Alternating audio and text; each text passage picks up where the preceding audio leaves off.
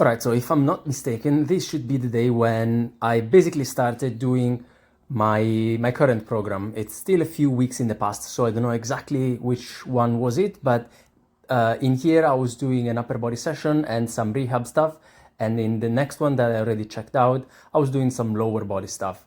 So the program had kind of taken shape over a few weeks where I was trying to find a way where I could work the whole of the body with a bit of a daily dedicated 5-10 minutes a couple of times a day to my glute rehab.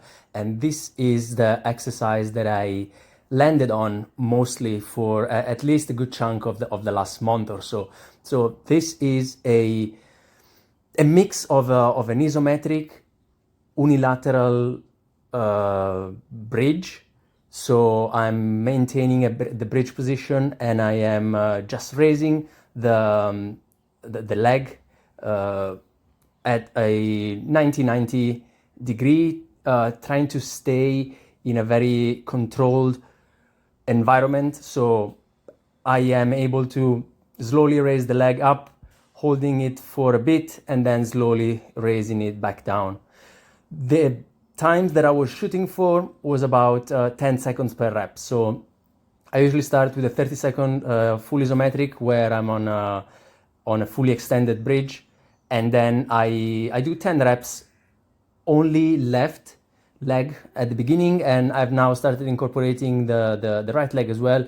It doubles the time. It becomes like a 4-minute set, and it is quite difficult. But I have noticed, and I'll probably be explaining that a bit more in the coming sessions where I'm doing Nordic curls, that as I was starting to rehab my left glute, the Nordics started giving me a bit of a weird sensation on my right side, and I started thinking that it was because maybe I was actually in a better condition, physically speaking, on my left leg as I was rehabbing it, and I was being in those like challenging situations and positions for long enough that my right side kind of became somewhat detrained, at least relatively to the left side.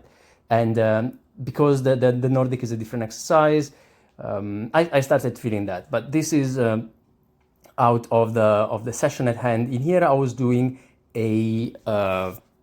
basically an upper workout with a focus on explosive pull-ups for low reps, and shoulder presses, overhead presses from a seated position for slightly higher repetitions.